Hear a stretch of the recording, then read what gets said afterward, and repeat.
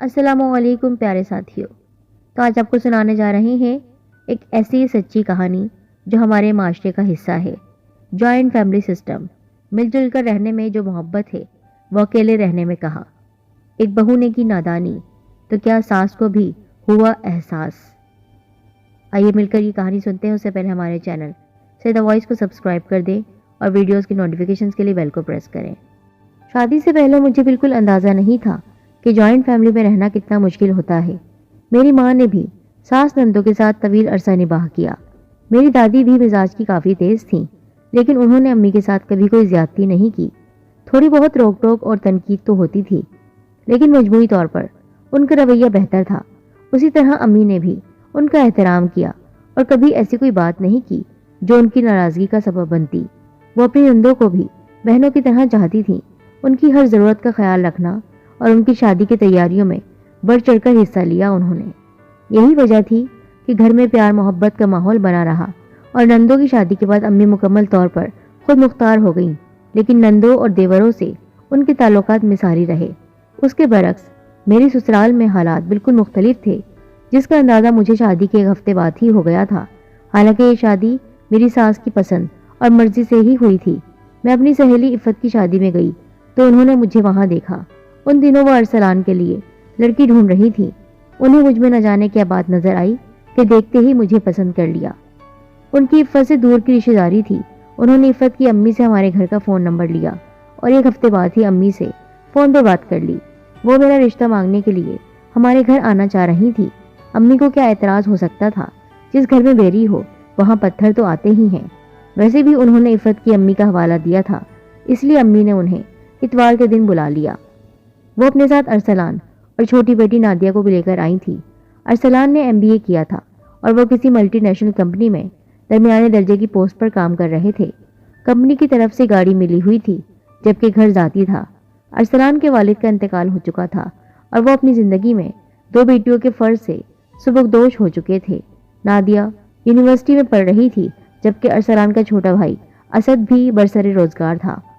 امی کو یہ رشتہ ہر لحاظ سے مناسب لگا، لیکن انہوں نے روایتی انداز اختیار کرتے ہوئے ارسلان کی ماں سے کچھ وقت مانگا تاکہ وہ گھر میں مشورہ کر سکے۔ میرا سارا جہیز شادی سے 2 دن پہلے ارسلان کے گھر پہنچ گیا تھا، جسے دیکھ کر میری ساس کا منہ بن گیا۔ شاید وہ کچھ زیادہ کی توقع کر رہی تھی اور اس کا اظہار انہوں نے ولیمے کے اگلے روز ہی کر دیا۔ میں پانی پینے کے لیے کمرے سے باہر آئی تو مجھے ان کے بولنے کی آواز آئی۔ وہ اپنی بیٹیوں سے کہہ رہی تھی، ہم نے تو اپنا ہیرے جیسا بیٹا ان کے حوالے کر دیا، اور انہیں اتنی توفیق نہیں ہوئی کہ داماد کو سلامی میں ایک کار ہی دے دیتے۔ بڑی بیٹی آمنہ بولی، امی اللہ کے واسطے خاموش ہو جائیں، ان کی ساری جمع پونجی تو شادی میں لگ گئی ہوگی، کار کہاں سے دیتے؟ ساری عمر کمایا ہے، اچھی پوسٹ پر تھے، اوپر کی آمدنی بھی ہوگی، انہیں سوچنا چاہیے تھا کہ کل کو بیٹی بھی شادی کرنی ہے۔ وہ کالج میں پروفیسر تھے، وہاں اوپر کی آمدنی کا کیا سوال؟ اگر آپ کو کار کی خواہش تھی تو ارسلان کے رشتے کے لیے کسی رشوت خور سرکاری افسر کے گھر جاتی۔ اچھا مجھ سے بحث مت کرو، وہ جھلاتے ہوئے بولی۔ لوگ تو اپنی بیٹی کا سر اونچا رکھنے کے لیے بہت کچھ کرتے ہیں۔ اس سے زیادہ سننے کی مجھ میں تاب نہیں تھی۔ میں روتی ہوئی اپنے کمرے میں واپس آ گئی۔ اس وقت ارسلان بھی موجود تھے گھر میں۔ انہوں نے شادی کے لیے 15 دن کی چھٹی لے رکھی تھی۔ انہوں نے میری آنکھوں میں آنسو دیکھے تو پریشان ہو گئے۔ مجھ سے رونے کی وجہ پوچھی تو میں نے ٹال دیا، لیکن وہ سمجھ گئے کہ ضرور کوئی بات ہوئی ہے، اس لیے اصرار کر کے پوچھنے لگے۔ مجبوراً مجھے بتانا پڑا۔ پوری بات سن کر وہ بولے، تم دل چھوٹا مت کرو، ان کی تو عادت ہے ایسی باتیں کرنے کی۔ آئندہ بھی تمہیں بہت کچھ سننے کو ملے گا، اس کے لیے تیار رہو اور اپنے اندر صبر و برداشت کا مادہ پیدا کرو۔ بس کبھی انہیں پلٹ کر جواب مت دینا۔ تم نے سنا ہوگا، ایک چپ 100 کو ہراتی ہے، وہ بھی ایک دن تھک ہار کر خاموش ہو جائیں گی۔ شادی کے بعد دعوتوں کا سلسلہ شروع ہو گیا۔ میرا میکا بہت بڑا تھا۔ 15 دن میں ہی میں نے اپنی ساس کے مزاج کو اچھی طرح سمجھ لیا تھا۔ انہیں ارسلان کے ساتھ کہیں جانا پسند نہیں تھا، یہاں تک کہ میں امی سے ملنے ہفتے میں ایک بار اپنے گھر جاتی تو وہ بھی انہیں ناگوار گزرتا۔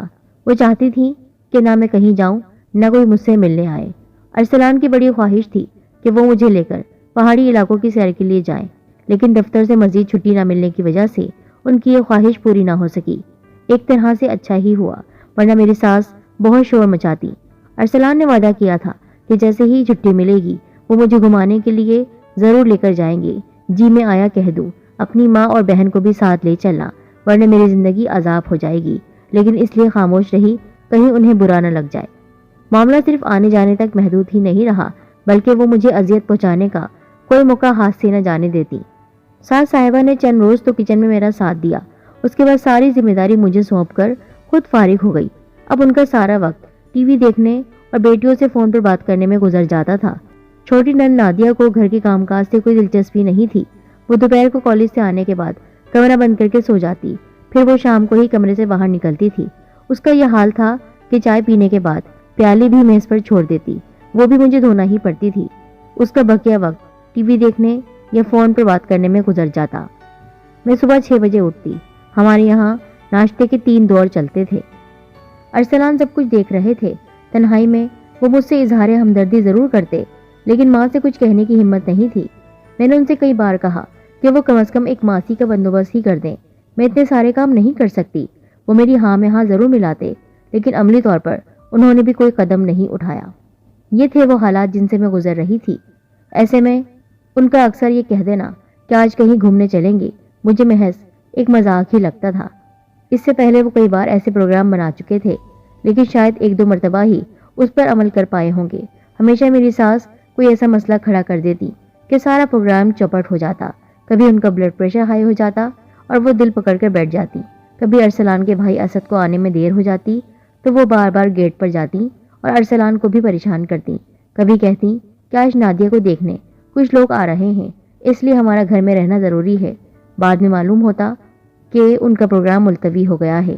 مزے کی بات یہ تھی کہ یہ سارے ڈرامے اس دن ہوتے جب ہمیں کہیں، یعنی مجھے اور ارسلان کو کہیں باہر جانا ہوتا۔ عام دنوں میں کچھ نہیں ہوتا تھا۔ میں نے ارسلان کے کہنے پر عمل کرتے ہوئے اپنا سارا کام وقت سے پہلے مکمل کر لیا تاکہ رات کے کھانے پر کوئی مسئلہ نہ ہو۔ کپڑے نکال کر استری کیے اور خود نہانے چلی گئی۔ ساس صاحبہ بڑے غور سے میری تیاریاں دیکھ رہی تھی۔ بالآخر ان سے برداشت نہیں ہوا۔ جب میں نہا کر آئی تو وہ بولی، کہیں جا رہی ہو؟ جی، میں نے مختصر جواب دیا۔ کہاں کا پروگرام ہے؟ یہ تو مجھے معلوم نہیں، انہوں نے صرف یہ کہا تھا کہ تیار رہنا۔ اس لڑکے کو ذرا سا بھی اپنا خیال نہیں۔ ان کی بڑبڑاہٹ شروع ہو گئی۔ سارا دن دفتر میں سر کھپاتا ہے اور شام کو سیر و تفریح کی سوچتی ہے۔ واپسی تو 12 بجے سے پہلے کیا ہوگی؟ کب سوئے گا؟ کب اٹھے گا؟ میں نے ان کی بات کا کوئی جواب نہیں دیا۔ البتہ مجھے ارسلان پر غصہ آ رہا تھا۔ وہ ایسی باتیں کہتے کیوں ہیں جس پر عمل نہیں کر سکتے، اور اگر کہیں چلے بھی جائیں تو واپسی پر کوفت کے علاوہ کچھ حاصل نہیں ہوگا۔ میں نے سوچ لیا تھا ارسلان آئیں گے تو انہیں منع کر دوں گی، لیکن جب وہ گھر آئے تو میں کچھ نہ کہہ سکی۔ وہ بہت خوش لگ رہے تھے۔ انہوں نے پرجوش انداز میں کہا، تم مجھے ایک چائے کی پیالی دے دو، میں تھوڑا آرام کر لوں، پھر چلتے ہیں۔ 8 بجے ہم تیار ہو کر کمرے سے باہر آئے تو ساس صاحبہ لاؤنج میں بیٹھی چوکیداری کر رہی تھی۔ انہوں نے بیٹھے بیٹھے تیر چلایا، کہاں کی تیاری ہے؟ ایک دوست نے کھانے پر بلایا ہے۔ دوست کی محفل میں عورتوں کا کیا کام؟ فیملی ڈنر ہے، سب کی بیویاں ہوں گی۔ مجھے یہ بالکل پسند نہیں کہ عورتیں غیر مردوں کی دعوت میں جائیں۔ وہ غیر نہیں، سب میرے دوست ہیں، میرے ساتھ آفس میں کام کرتے ہیں۔ اس سے پہلے کہ وہ کچھ کہتی، ارسلان نے مجھے اشارہ کیا اور ہم تیزی سے چلتے ہوئے گھر سے باہر آ گئے۔ ارسلان نے اپنی گاڑی ایک ریسٹورنٹ کے باہر روکی اور مجھے اندر لے کر چلے گئے۔ انہوں نے پہلے سے ایک میز مخصوص کروا رکھی تھی۔ میں نے ادھر ادھر دیکھا، لیکن مجھے ان کا کوئی دوست یا ان کی بیوی نظر نہیں آئی۔ میں نے پوچھا، آپ کے دوست نہیں آئے ابھی تک؟ وہ ہنستے ہوئے بولے، میں نے امی سے جھوٹ بولا تھا، کوئی دعوت واوت نہیں ہے۔ اگر میں کہہ دیتا کہ تمہیں کھانا کھلانے لے جا رہا ہوں تو ایک ہنگامہ کھڑا ہو جاتا، اس لیے جھوٹ کا سہارا لینا پڑا۔ اوہو، آج یہ عنایت کس سلسلے میں تمہیں سرپرائز دینا چاہ رہا ہوں۔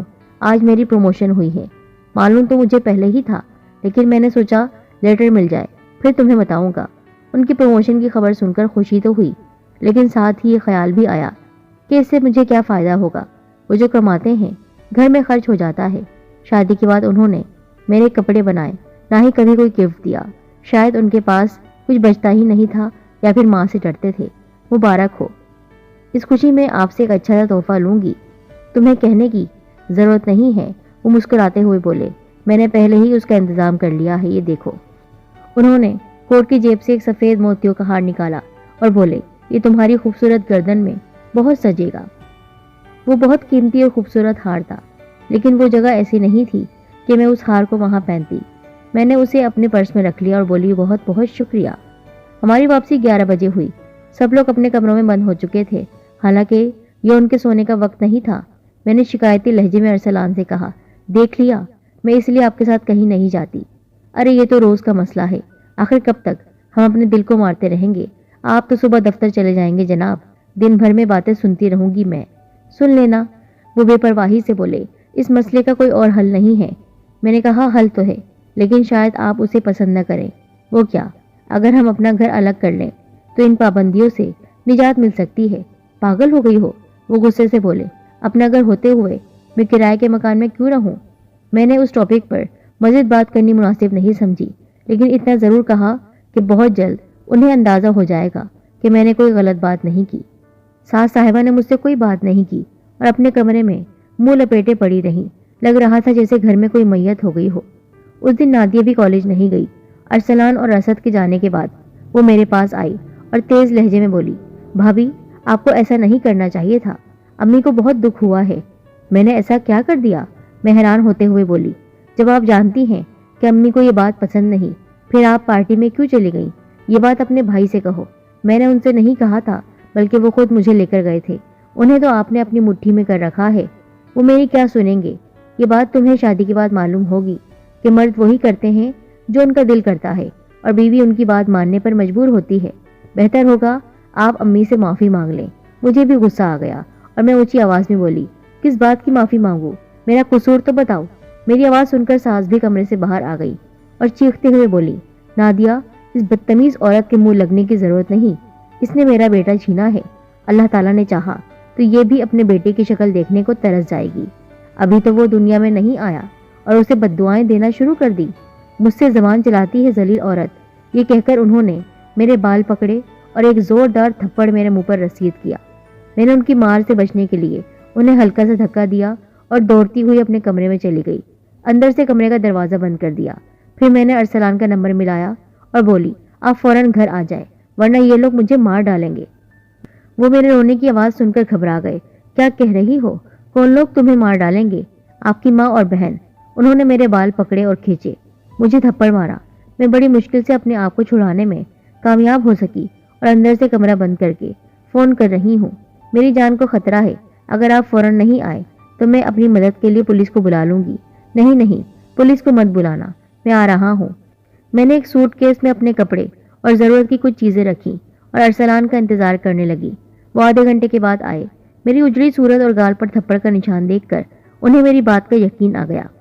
تب میں نے ان کو ساری صورتحال بتا دی تو وہ بھی غصے میں آ گئے اور بولے، میں بھی ان لوگوں کے دماغ ٹھیک کرتا ہوں۔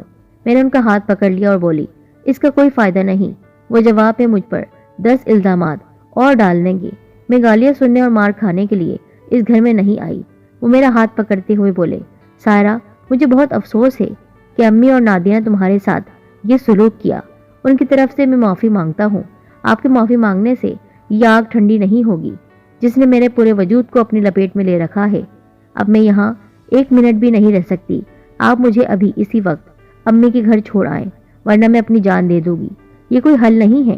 تم کب تک وہاں رہو گی؟ واپس تو اسی گھر میں آنا ہے۔ جب تک آپ الگ گھر نہیں لیتے میں وہیں رہوں گی۔ وہ سمجھ گئے کہ میں اس وقت شدید غصے میں ہوں اور ان کی کوئی بات نہیں سنوں گی۔ وہ ایک ٹھنڈی سانس لیتے ہوئے بولے، ٹھیک ہے چھوڑ آتا ہوں، لیکن پہلے تم اپنا حلیہ تو ٹھیک کر لو۔ میں نے واش روم میں جا کر منہ ہاتھ دھویا۔ میرے گال پر نیند پڑ گیا تھا جو اتنی جلدی ٹھیک ہونے والا نہیں تھا۔ بیرونی دروازے تک جانے کے لیے لاؤنج سے گزرنا پڑتا اور وہاں میری ساس اپنی چہیتی نادیہ کے ساتھ بیٹھی ہوئی تھی۔ مجھے سامان سمیت جاتے ہوئے دیکھا تو چلاتے ہوئے بولی، اب اس گھر میں دوبارہ آنے کی ضرورت نہیں، یہاں بدتمیز لوگوں کی کوئی جگہ نہیں ہے۔ ارسلان کا ضبط جواب دے گیا اور وہ بولے، اتنا کچھ ہونے کے بعد بھی آپ کو چین نہیں آیا؟ آخر چاہتی کیا ہے آپ؟ اگر تجھے میرا ذرا بھی خیال ہے تو اسے طلاق دے دے۔ میں تیری شادی کسی ایسی لڑکی سے کرواؤں گی جو بہت سا جہیز لے کر آئے۔ ساری آگ جہیز کی تھی جس کی وجہ سے انہوں نے میرا جینا دوبھر کر رکھا تھا، لیکن ارسلان پر ان کی بات کا کوئی اثر نہیں ہوا۔ وہ تیز آواز میں بولے، خدا کا خوف کرے امی، آپ کی بھی لڑکیاں ہیں، اگر کوئی ان کے بارے میں ایسی بات کرے تو آپ کے دل پر کیا گزرے گی؟ کوئی ایسی بدفعلی منہ سے مت نکال، میری لڑکیاں ایسی نہیں ہیں۔ اپنی بہنوں کے لیے ایسی باتیں کہتا ہے؟ بس میں نے کہہ دیا तुझे तलाक देना होगी, ये मेरा हुक्म है। माफ़ कीजिएगा अम्मी, मैं आपका हुक्म मानने का पाबंद नहीं हूँ। मेरे पास इसे तलाक देने का कोई शरई जवाज़ नहीं है, फिर मैं ये गुनाह क्यों करूँ? मुझे मालूम था तू यही कहेगा, जा दफ़ा हो जा, और इससे कहना आइंदा ये मनुष्य शक्ल लेकर मेरे सामने ना आए। उसके बाद अरसलान कुछ नहीं बोले। उन्होंने अपनी अम्मी का असल रूप देख लिया था, जो मेरे नाकर्दा जुर्म की पादाश में मुझे तलाक दिलवाने पर डटी हुई थी। अरसलान ने मुझे अम्मी के घर छोड़ा और दरवाजे से ही वापस चले गए। उन्हें एक मीटिंग के सिलसिले में दफ्तर वापस जाना था। अलबत्ता उन्होंने जाते वक्त इतना ज़रूर कहा, बहरहाल तुम यहाँ आराम से रहो, फिलहाल अपने जहन को पुरसुकून रखो, मैं शाम को आऊँगा, फिर सोचेंगे अब क्या करना है। मैंने घर वालों को ज़्यादा तफसील नहीं बताई, बस इतना कहा मेरी तबीयत ठीक नहीं है, इसलिए कुछ दिन आराम करने की गर्ज से यहाँ रहने आई हूँ। वो हैरान तो हुए होंगे, पर मेरे घर वालों को कुरेदने की आदत नहीं थी, इसलिए किसी ने तफसील नहीं पूछी। शाम को अरसलान आए और मेरा दिल बहलाने लगे, इधर उधर की बातें करने लगे। उन्होंने मेरे साथ रात का खाना खाया और जाते वक्त कहने लगे, तुम कुछ दिन यहाँ रहो, अम्मी का गुस्सा ठंडा हो जाए तो मैं तुम्हें ले जाऊँगा। सॉरी, मैंने कहा। पहले उन्होंने मुझ पर हाथ उठाया, फिर घर से निकाल दिया। अब मैं ये मनुष्य शक्ल उन्हें कैसे दिखा सकती हूँ? ओहो भाई, उन्होंने गुस्से में एक बात कह दी और तुम उसे दिल पर लेकर बैठ गई। बात ही ऐसी है, मेरी जगह आप होते तो क्या करते? उस घर में वापस जाना पसंद करते? तुम इस वक्त गुस्से में हो, इस मौजू पर हम बाद में बात करेंगे। मैं वाकई गुस्से में थी और मैंने फैसला कर लिया था, चाहे कुछ भी हो जाए मैं उस घर में वापस नहीं जाऊंगी। चुनाचे दूसरे रोज़ जब अरसलान आए तो मैंने दो टोक अल्फाज में उन्हें अपना फैसला सुना दिया और कहा, मेरे लिए अलग घर का बंदोबस्त करें।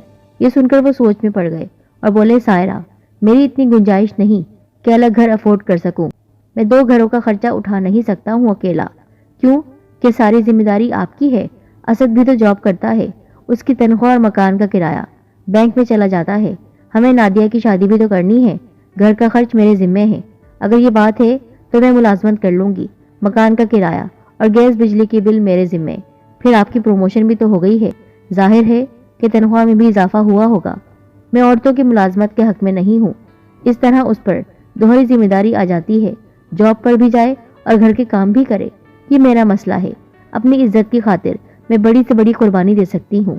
ठीक है, ये तजुर्बा करके भी देख लो, लेकिन मैं नहीं समझता कि तुम कामयाब होगी। दूसरे दिन ही मैंने मुलाजमत की तलाश शुरू कर दी। मैंने केमिस्ट्री में मास्टर्स किया हुआ था और चाहती थी कि किसी कॉलेज या स्कूल में जॉब मिल जाए, क्योंकि वहाँ काम के औकात कम होते हैं। थोड़ी सी कोशिश के बाद मुझे एक प्राइवेट कॉलेज में जॉब मिल गई। गो के तनख्वाह इतनी ज़्यादा नहीं थी, लेकिन उसमें से मकान का किराया और दीगर अखराजात बासानी पूरे हो सकते थे। अब मैंने मकान की तलाश शुरू कर दी और मुझे अम्मी के घर के करीब ही एक 2 कमरों का फ्लैट मिल गया। किराए में कुछ ज़्यादा नहीं था, लेकिन अरसलान फ्लैट के हक में नहीं थे। उन्होंने एक बार फिर मुजाहिमत की और बोले, ये क्या हिमाकत है, हम इतना बड़ा मकान छोड़कर इस दड़बे नुमा फ्लैट में रहेंगे? मेरा तो यहाँ दम घुटने लगेगा। फिलहाल इसी में गुजारा कर लेते हैं, बाद में कोई बड़ा मकान देख लेंगे। मैंने जवाब दिया, ज़रूरत क्या है इस तरह खाना बदोशों की तरह इधर उधर भटकने की? अब भी कुछ नहीं बिगड़ा है। मेरी मानो तो वापस घर चलो, वो तुम्हें खा नहीं जाएंगी। मैं तुम्हारे लिए एक फुल टाइम मुलाजमा का बंदोबस्त कर दूंगा और अम्मी को भी समझा दूंगा कि वो खामखा तुम्हारे पीछे न पड़े। आप मुझे लॉलीपॉप देकर बहलाने की कोशिश ना करें। मैं किसी कीमत पर भी वापस नहीं जाऊंगी, और अगर आप फ्लैट में नहीं रहना चाहते हैं तो ठीक है, आप अपने महल नुमा मकान में रहें। मैं अम्मी के घर में ठीक हूँ। एक बार फिर उन्हें हार मानना पड़ी और हम उस दड़बेनुमा फ्लैट में शिफ्ट हो गए। उसके कमरे इतने छोटे थे कि उनमें मेरे बेडरूम का सामान भी नहीं आ सकता था, लिहाजा हमें अपने सोने के लिए छोटे साइज का बेड खरीदना पड़ा। उस मौके पर अम्मी ने मेरी मदद की और जहेज में जो कमी रह गई थी वो पूरी कर दी। अरसलान कुछ दिन तो बुझे बुझे से रहे, फिर आहिस्ता आहिस्ता नॉर्मल हो गए, लेकिन उन्होंने फ्लैट में शिफ्ट होने से पहले कह दिया था कि वो रोज़ाना ऑफिस से वापसी पर अपनी माँ और बहन की खबरगिरी करने जाएंगे, इसलिए मैं उनके देर से आने पर एतराज़ न करूं। मैं जानती थी वो कहीं भी जाएंगे, उन्हें वापस तो मेरे पास ही आना है, इसलिए मैंने कुछ नहीं कहा। हमें फ्लैट में आए हुए 1 महीना ही हुआ था कि डॉक्टर ने मुझे माँ बनने की खुशखबरी सुनाई। अरसलान भी ये खबर सुनकर बहुत खुश हुए, लेकिन साथ ही उन्हें ये फिक्र भी लाहक हो गई कि बच्चे की पैदाइश के बाद उसकी देखभाल कौन करेगा, और अगर मैंने मुलाजमत छोड़ दी तो फ्लैट का किराया और दीगर अखराजात कैसे पूरे होंगे। मैं उनका मतलब समझ गई। अखराजात ज़्यादा थे और तनख्वाह इतनी ज़्यादा नहीं थी। मैं खुद परेशान हो गई थी। शाम तक पागलों की तरह काम में जुटी रहती। अरसलान भी चिड़चिड़े हो गए थे। घूमना फिरना ख्वाबो ख्याल बनकर रह गया था। जब से इस फ्लैट में आई, बाहर जाना नसीब नहीं हुआ था। अब तो मेरे पास इतना वक्त भी नहीं था कि ब्यूटी पार्लर जाकर फेशियल ही करवा ली थी। इससे तो अच्छी मैं अरसलान के घर में थी। सिर्फ सास की बातें ही तो सुनने को मिलती थी, उसके अलावा हर तरह का आराम था। नादिया का रिश्ता तय हुआ तो अरसलान शादी की तैयारियों में लग गए।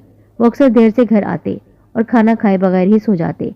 पहले वो घर का सौदा सर्फ ला दिया करते थे, अब ये जिम्मेदारी मुझ पर आ गई।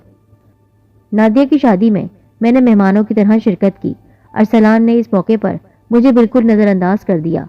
उन्होंने ये तक नहीं पूछा कि मेरे पास शादी में पहनने के लिए कपड़े हैं या नहीं, क्योंकि मैंने नादिया की शादी में कोई काम नहीं किया, इसलिए वो मुझसे नाराज थे। हालांकि शिकवा तो मुझे होना चाहिए था कि सास ने इस मौके पर मुझे पहले से क्यों नहीं बुलाया। अगर वो इशारतन भी कहती तो मैं शायद चली जाती और शादी की तैयारी में पूरी तरह से हिस्सा लेती। मेरे बस में होता तो अरसलान की नाराजगी एक पल में दूर कर देती। मैं खुद इस जिंदगी से तंग आ गई थी। थकन, काम की ज्यादती और मुसलसल भाग दौड़ से मेरे आसाब खींचने लगे थे और मैं बहुत ज्यादा चिड़चिड़ी हो गई थी। ऊपर से हर वक्त के मसले और तकलीफें, कभी बिजली नहीं तो कभी पानी नहीं आ रहा, बगैर एसी के सोना पड़ रहा था। मेरी तनख्वाह तो किराए और बिलों में चली जाती। अरसलान घर के खर्च के लिए मुझे एक लगी बंधी रकम दे देते। उसमें इतनी बचत नहीं होती थी कि मैं अपने लिए एक सादा सा सूट ही खरीद लेती। मैंने संजीदगी से घर वापस जाने के बारे में सोचना शुरू कर दिया, लेकिन मेरी अना और खुददारी आड़े आ रही थी। मैं खुद ही घर छोड़कर आई थी, अब किस मुंह से वापस जाती। मैं दिल ही दिल में दुआएं मांग रही थी, कोई ऐसा सबब पैदा हो जाए कि मैं बाइज्जत तरीके से अपने ससुराल, अपने घर वापस चली जाऊं। और अल्लाह ताला ने सबब बना दिया। हुआ यूं कि नादिया शादी के एक माह बाद ही लड़ झगड़ कर मेरी दुआएं रंग लाई और अल्लाह ताला ने सबब बना दिया। हुआ यूं कि नादिया शादी के एक माह बाद ही लड़ झगड़ कर मैके वापस चली आई। उसके साथ भी वही सलूक हुआ जो मुझसे होता था। पहले उसे जहेज के ताने मिले, फिर फूहड़ और बस सलीका जैसे खिताबात भी उसके हिस्से में आए। नादिया ने अपने घर में कभी काम को हाथ नहीं लगाया था, इसलिए ससुराल में उसे मुश्किल पेश आ रही थी। उसने शौहर से शिकायत की तो उसने भी उल्टा उसे ही झड़क दिया और कहा, ये सब काम औरतें करती हैं, अगर तुम करोगी तो कोई अनोखी बात नहीं होगी। इस बात पर वो घर में आकर बैठ गई, क्योंकि बात बढ़ गई थी। पुरानी फिल्म नए प्रिंट के साथ देखी तो सास जी के होश ठिकाने आ गए। उन्हें अपनी ज्यादतियों का एहसास होने लगा जो उन्होंने मेरे साथ की थी। दूसरी तरफ उन्हें पोते की याद सताने लगी। नादिया को तो उसका शौहर मनाकर ले गया, लेकिन उस वाक़े के बाद मेरी सास की सारी अकड़ खत्म हो गई। नादिया के जाने के बाद वो बिल्कुल अकेली रह गई थी। उनसे कोई बात करने वाला भी नहीं था। असद सुबह का गया, शाम को घर आता था और खाना खाकर सो जाता। उसका होना ना होना बराबर था, इसलिए सास साहिबा को बेटे, बहू और पोते की याद शिद्दत से सताने लगी। उन्होंने अरसलान से कहा वो बीवी और बेटे को लेकर वापस आ जाए, क्योंकि अब उनसे तन्हाई बर्दाश्त नहीं होती। अरसलान को उम्मीद नहीं थी कि मैं मान जाऊंगी, लेकिन वो नहीं जानते थे कि मैं इसी वक्त का इंतजार कर रही थी, किस तरह मेरी वापसी का रास्ता हमवार हो जाए। मैंने अपने दिल को समझा लिया था कि दूध देने वाली गाय की दो लातें भी सहना पड़ती हैं। मैंने अरसलान को मायूस नहीं किया और वापस चली आई, क्योंकि इसमें मेरी अपनी गर्ज छुपी हुई थी। मैंने मुलाजमत छोड़ दी है और पूरा वक्त अपने बेटे और घर को दे रही हूँ। सास का रवैया भी हैरत अंगेज तौर पर बदल गया है और अब वो मेरे किसी काम में दखल नहीं देती। मेरी तमाम शादीशुदा लड़कियों से गुजारिश है कि वो अलग घर लेने का फैसला करते वक्त उसके नताइज पर गौर कर लिया करें। मेरी कहानी पढ़कर उन्हें अंदाज़ा हो जाए